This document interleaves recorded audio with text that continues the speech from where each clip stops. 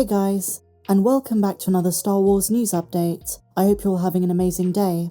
So after having spent quite a few days talking in depth about the Bad Batch, we turn our attention to the live action side of things. We have some interesting movie updates, but we begin with the Acolyte. Even if you're not too bothered or excited about this show, this first update is fantastic news. Our good friend Cryptic HD Quality, who I think is a very reliable source, gets a lot of things right in terms of Star Wars, has confirmed that marketing for the Acolyte is going to begin later this month. It could be as soon as next week. And on top of this, a very interesting theory concerning the Phantom Menace's 25th is now confirmed.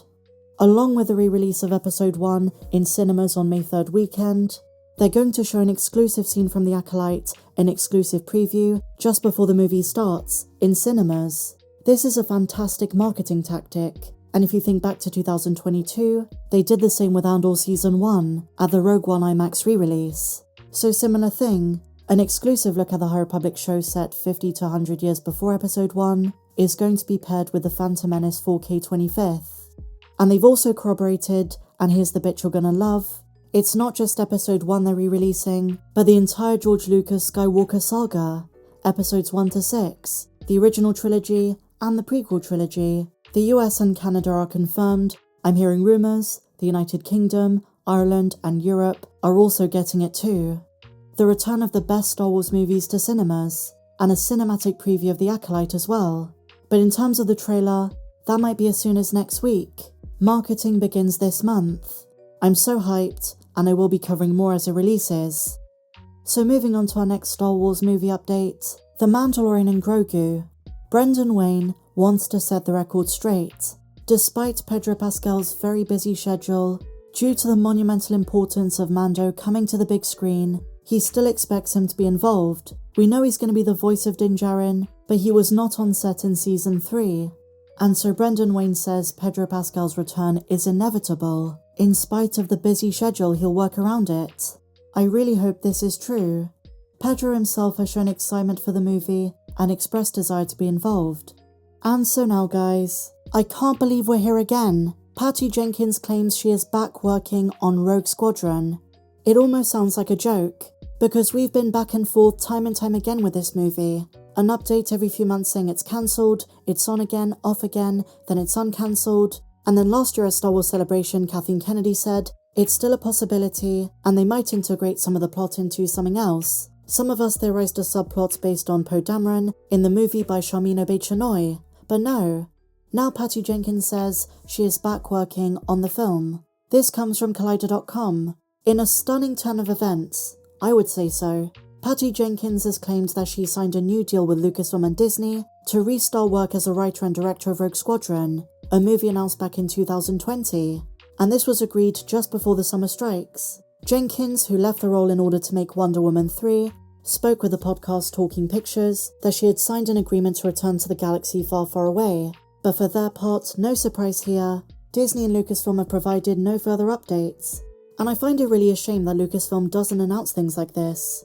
If you aren't following pop culture outlets and YouTubers, the trades, you might be puzzled why there was no Rogue Squadron last December, because Lucasfilm themselves don't tend to update us on things like this, and yet so many projects get cancelled. Patty Jenkins can say this, there can be reports about it, but until we see a trailer and an official release date, sorry, but I'm just not buying this.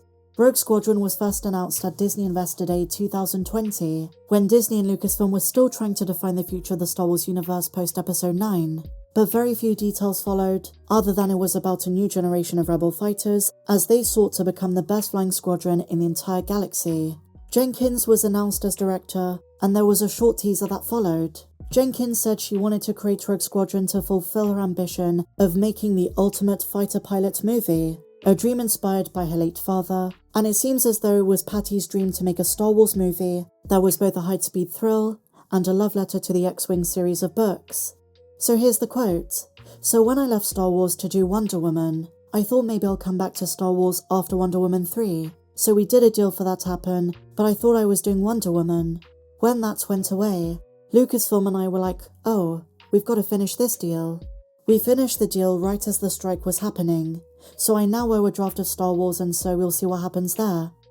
This doesn't really sound too convincing to me. And to be honest, I don't expect this movie. If it happens, great, but I wouldn't count on it. As I say, it's almost a joke, just how many updates and back and forths we've had. And she finishes by saying they're going to develop the movie until she's happy with the final product. We don't want anything half-baked. So yes, on that, we're in agreement. And so moving on, my dear friends, some new information about the Rey movie from Daisy Ridley herself.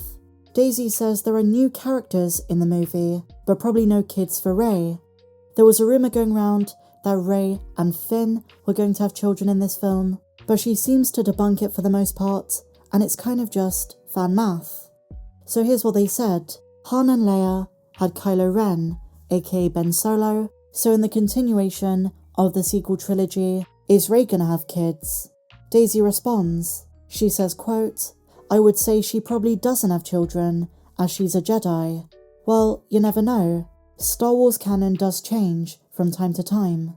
Is it possible Sharmino Bay-Chinoy changes the rules? This many years on from the official Jedi Order, is Rey's Jedi Academy going to be very different in terms of its orthodoxy and its approach to attachments and the Force? It's certainly an option, but Daisy says, probably not. In regards to what she's heard on the new film, she says this. Literally, what I know is, it was announced last year. I'm still waiting to read a script. I know bits and bobs, and I know there's an introduction of a few new characters. So it sounds as though they're not really focusing on those from the sequel trilogy, but introducing a new generation of Jedi. But she admits there could be some more familiar characters, but she doesn't know. They pose the question of hearing the voice of Adam Driver's Kylo Ren, a redeemed Ben Solo, maybe as a Force ghost. And again, Daisy says she has no idea. And even if she did, she wouldn't reveal it. Now, aside from the obvious, as well as the new characters she talks about, there is one in particular from The Last Jedi who could appear again. Broom Boy, considering he is Force sensitive. In the same way that Luke found Grogu and collected students who are Force sensitive across the galaxy, is Rey gonna do the same? And could Broom Boy be one of these? The scene was meant to reflect director Rian Johnson's view of Star Wars as a young boy, being inspired by the legend and tales of the Jedi. But while Rian Johnson is not involved in the upcoming Rey film, fans are adamant this could be an opportunity to reintroduce the character, although it's very possible Lucasfilm is trying to avoid any mention or reminder of Episode 8. What do you guys think? Let me know down below.